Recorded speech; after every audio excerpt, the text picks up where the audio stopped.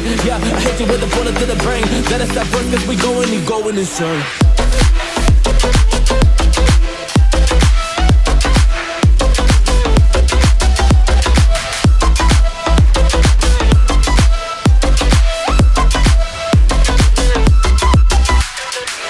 Xaku Prime, aka Skeleton Shooter Boy.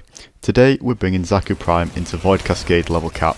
What does this mean for you? Well, it means running around like an absolute madman with 31 guns at your disposal that get stronger as the enemy level increases. And at level cap, your guns end up hitting like tanks. This build is really comfy to play and you won't have any issues surviving, much less killing. Starting off strong with Xaku's passive ability, Xaku gains a 25% reduction on AoE attacks and has a 25% chance to avoid any incoming damage.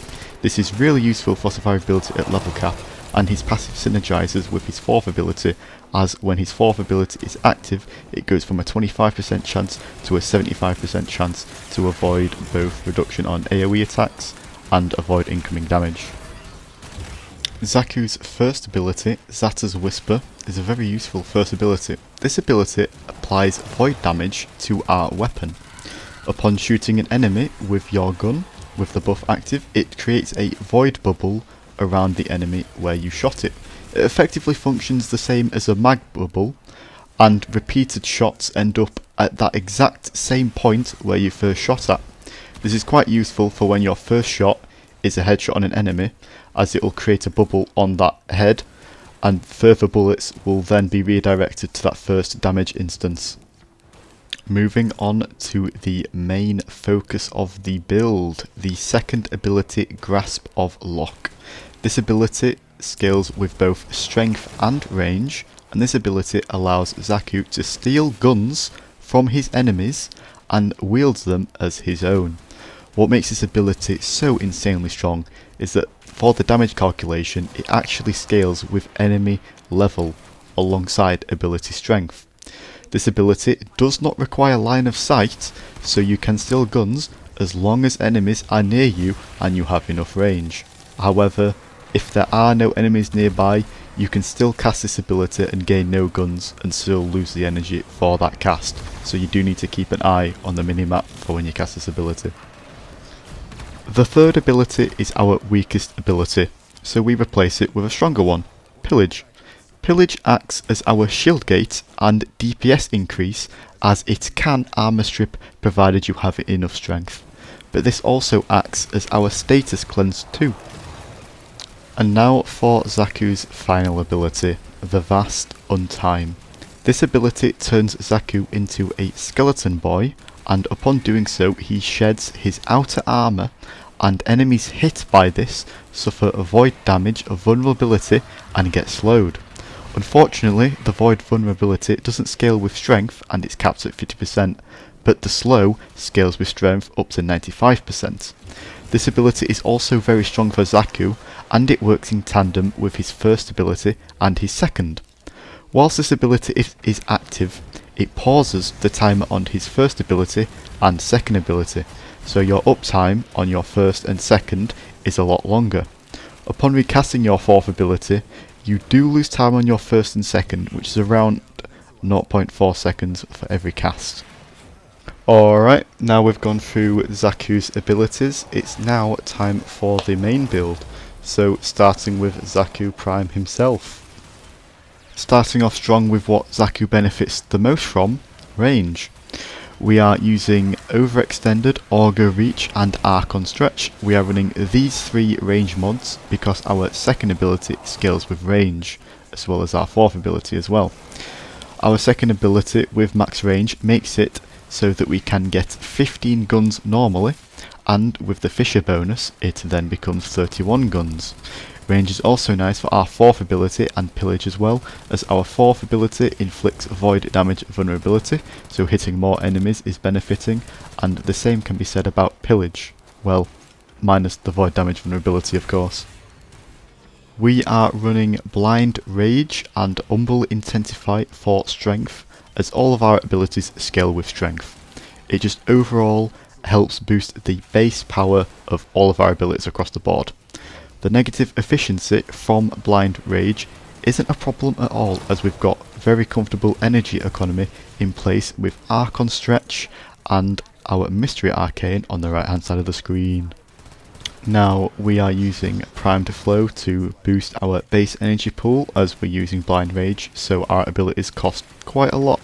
It's just a nice quality of life mod to have, since our abilities are quite costly. Now we are using Primed Continuity for duration. Very standard duration mod to have.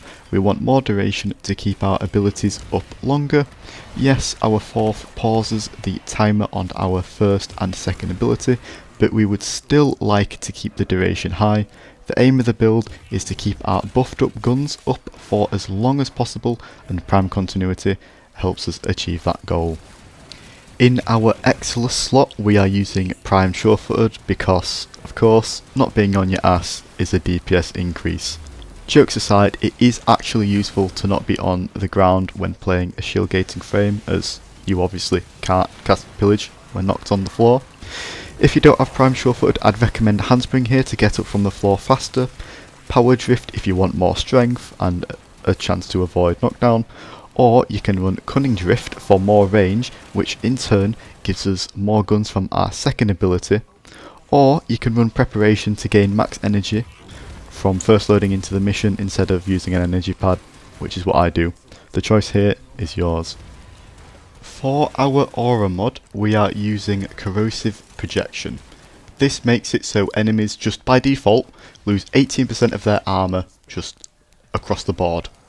This obviously helps with armour stripping, but by default this build doesn't have enough strength to full strip with Pillage on one cast, but it can with 2 casts of Pillage, and there is a reason for that. With Corrosive Projection, in order to full strip in one cast, you need 328% strength to pull this off. The reason why I run a 2 cast Pillage over a 1 cast Pillage is for more survivability, as when you full strip with Pillage you can no longer strip them, which means no further shield from those enemies, thus making survivability worse. Whereas with Pillage that doesn't require a full strip, you can cast Pillage twice on the same enemy and still get shield from that same enemy. The other reason that I run a 2 cast Pillage is because it's a lot more comfier to run, as opposed to a 1 strip Pillage. For a full strip Pillage with 1 cast, you obviously have to put more investment into strength, which means you'll be dropping some quality of life mods or arcanes, which you'll have no trouble running on a 2 cast Pillage setup. If you would like to run a full strip Pillage on 1 cast, then you would have to drop Energize for concentration for more duration, or you can simply suffer with the lower duration. Or you can swap the 2 duration shards and the parkour velocity shard for 3 Tau 4 strength shards to hit the full strip Pillage. Now for our final mod, I am using Rolling Guard. Out of all the mods in this build, this is the most flex slot in my opinion. I like it for the uh-oh moments where your passive has lost the 75% chance to dodge attacks, and Pillage hasn't given you shield yet and you currently have no shield.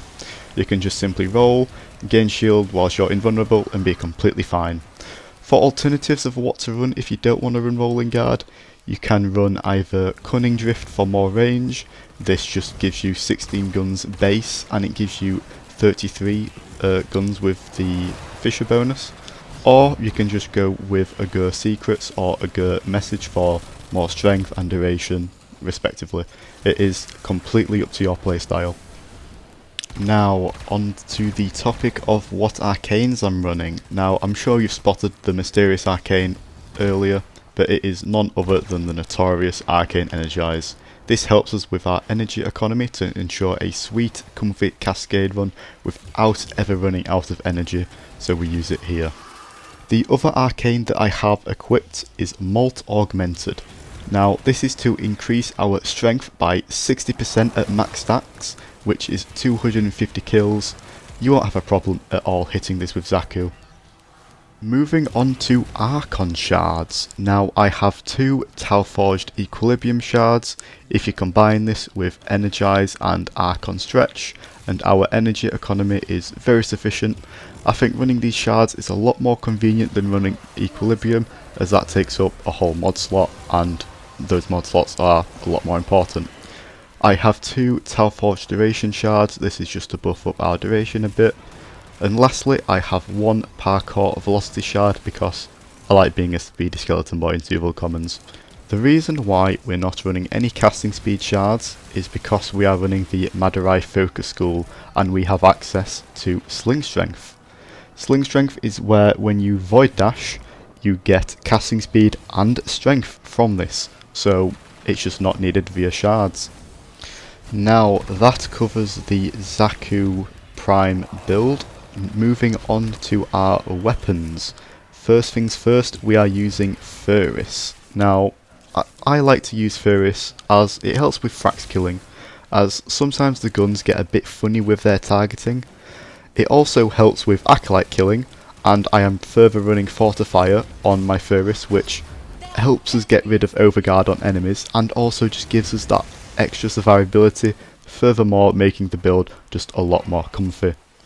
For our melee weapon, I am using Praedos. This is purely just for the parkour velocity on the Incarnate perk, just so I can be a speedy boy in Tuval Commons. You don't have to run a melee weapon here if you don't want to. For some hidden Xaku tech, what I have seen other Xakus do is just running solely the Dark Split Sword with no primary or secondary weapon equipped. The reason why is because of Warframe's coding. For some reason, the game doesn't recognise Dark Split Sword as a melee weapon, so in Void Fissure missions, you are guaranteed to get double strength and range every single relic crack, which is what Xaku massively benefits from. If you are running this, then for companions, I would highly recommend running Shade or the Kubro counterpart to Shade, and you will be invisible for the entire mission whilst your guns kill literally everything. Your invisibility won't be broken by your guns because it's an ability, not a weapon, and shooting a weapon is what breaks the invisibility. To go back to the main loadout, I am running Diriger to help prime enemies. I am using Arc Coil, so when paired with Archon Stretch, this actually gives us energy. I am pairing this with the Volk Lock to act as our primer. With the Diriger, it's modded to better give us quality of life, for instance Synth Deconstruct to make health orbs, which in turn gives us energy via our shards, Mystic Bond, which grants us a free ability cast, and Guardian, which gives us our shield when we suddenly lose it from a stray bullet. The gameplay loop for Xaku is very simple. Upon landing in Tuval Commons, you want to place down an energy pad to gain max energy. You want to activate Sling Strength from Madurai and then use your first ability, your second ability, and then your fourth ability at the start, and then keep them active throughout the entire mission. You cast your 3 whenever you see a group of enemies, or you need to shield gate. I'd like to mention you can also cancel this ability early and still receive the benefits, but because it scales with duration and range, it won't go as far if you cancel out the ability, which makes sense. Whenever you max out your Molt Augmented or you get a double strength buff from the Fissure, you want to lose all of your guns and then acquire some new ones so that the damage is higher than before. Another fun fact about Xaku is that when you get your first double strength and range Fissure buff, you can just cast your second ability again and it will reset the timer on that ability because you've gained more guns. This just makes it easier instead of forcing yourself to wait out the timer to lose them, only just to cast the ability again. And that is effectively how you play Xaku. At LevelCap you will basically delete everything, and Acolytes aren't a major problem with the build. Obviously there's violence that can cancel your guns, but if you play your range you can kill them in time. Nullifier bubbles are also an annoyance, as when you go inside you lose all of your abilities, but if you watch out for them and you are pretty proactive, you won't have a problem with them at all. Overall, this build is about being very comfy.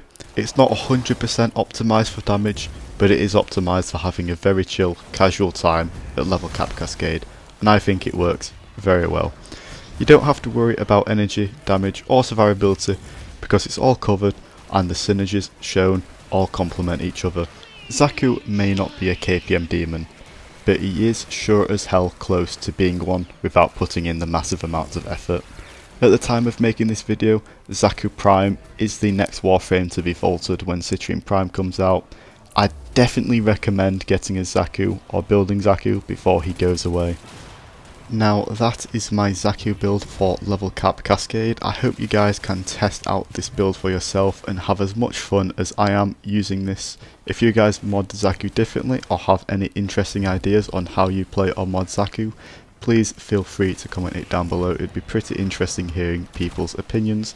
With all that being said, thank you for watching and see you in the next video.